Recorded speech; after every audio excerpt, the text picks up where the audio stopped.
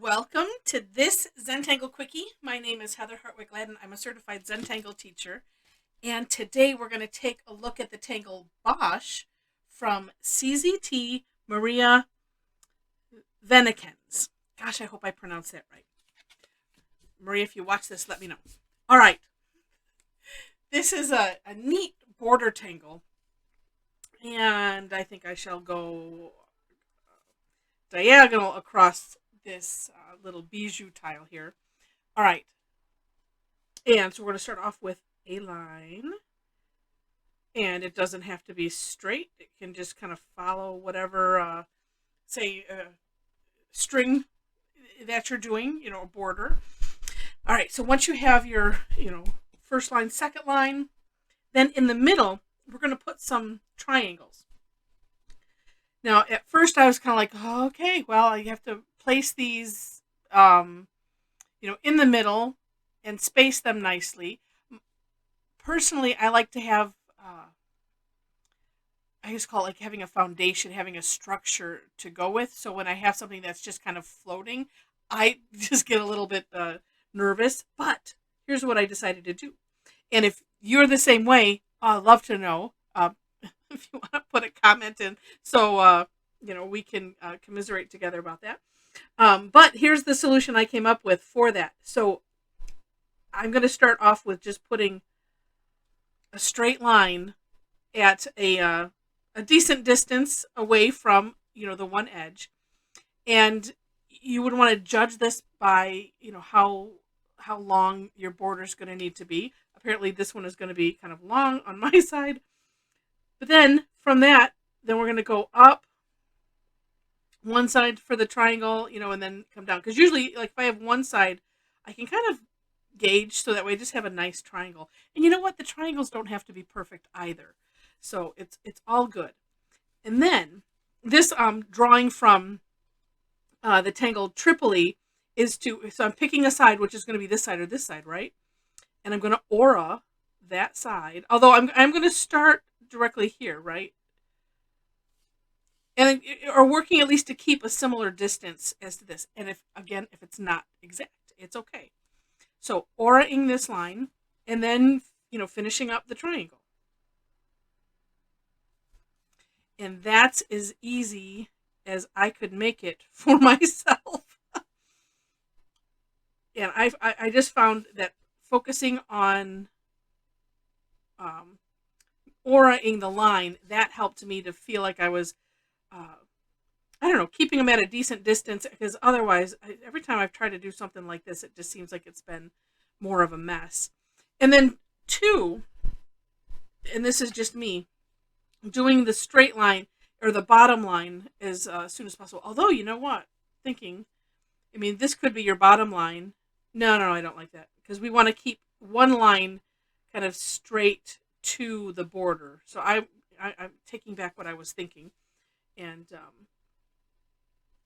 so aura first, then whichever side. And I've been doing this, and I neglected to mention, but you can see we're alternating the direction of the triangles.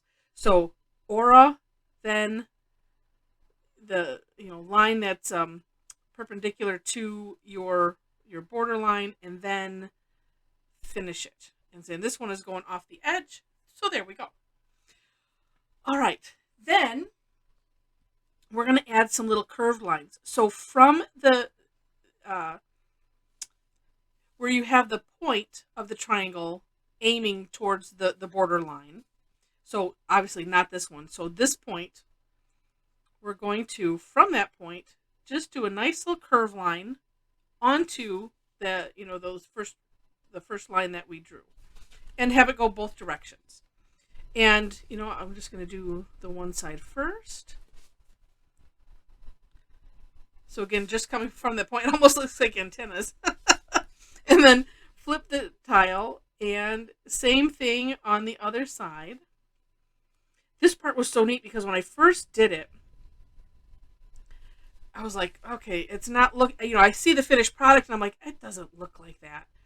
But something about, well, actually now it kind of does. You can see the shape.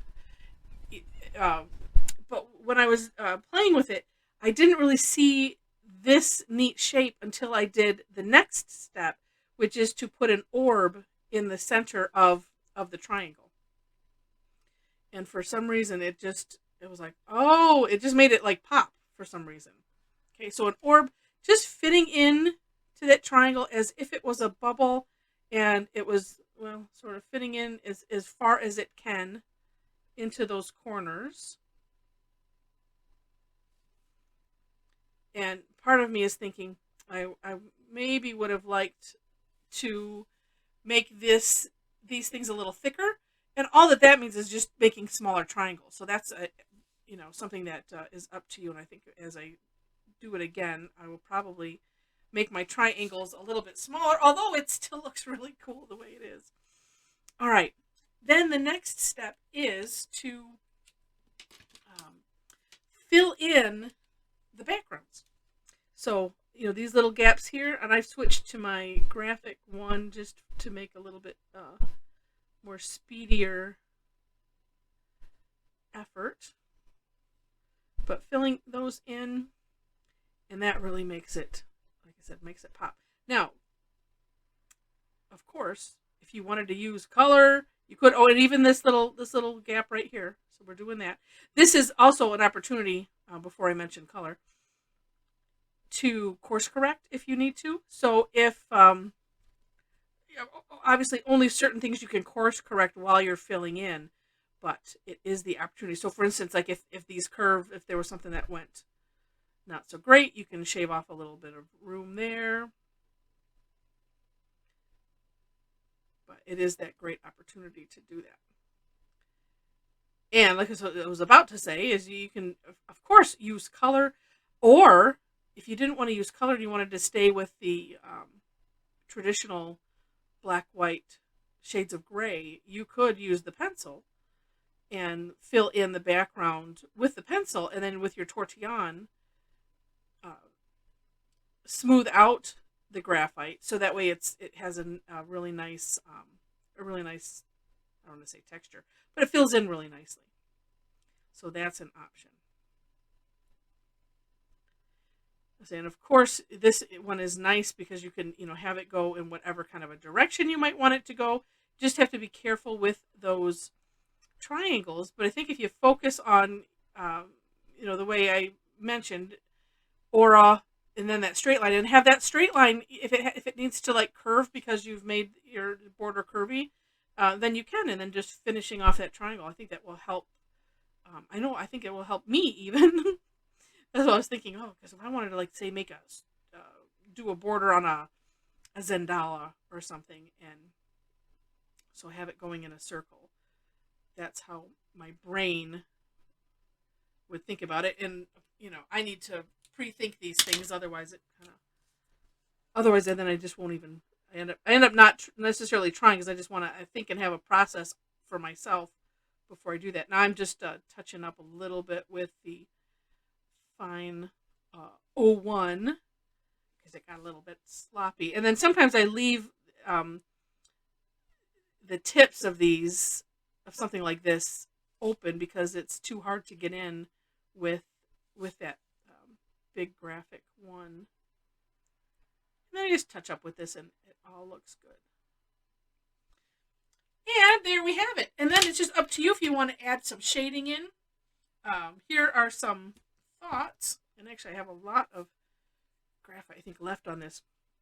So here's some thoughts. Number one, anything round it just screams to be gemified is what I'm calling it. So I'm just doing like a C, and this is I was using my tortillon quite a bit, and all of a sudden I'm like, that side should be, well, we're just going to leave that side. Actually, no, we're not.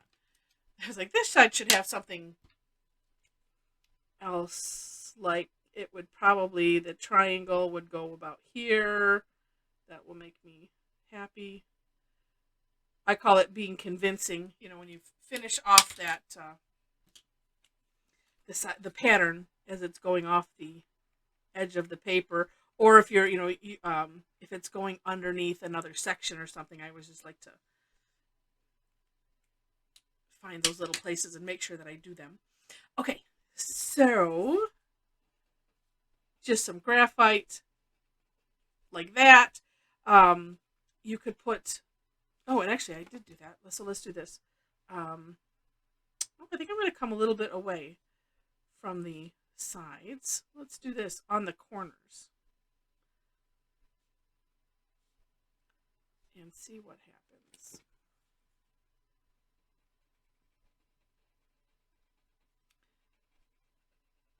I like this one because it's nice and satisfying, and then also once you get that rhythm down of aura,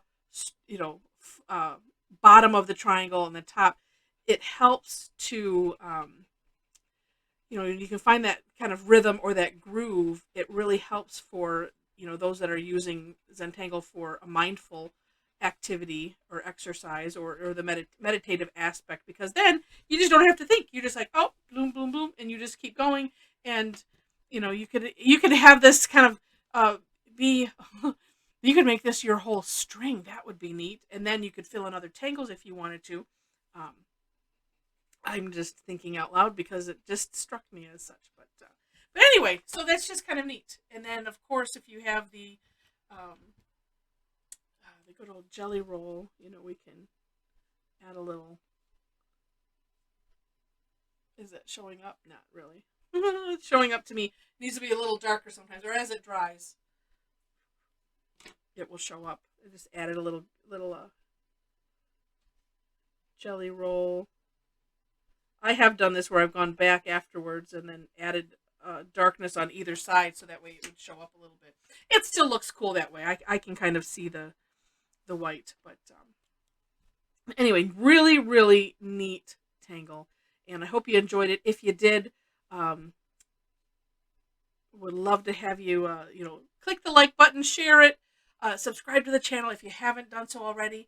In the description section, make sure to check out the links for the step outs, especially the For More Inspiration link. And below that, ways to connect with me. So if you enjoyed this and would like to have more fun, I mean, besides just watching the videos, if you'd like to join in live on some of the classes I do, would love to have you. And connect with me via my website or Facebook. All of those connections are they're on the they are on the website. So with that, before I get any more tongue-tied, thanks for watching. I really appreciate it, and this was a fun one, and I wish you happy tangling.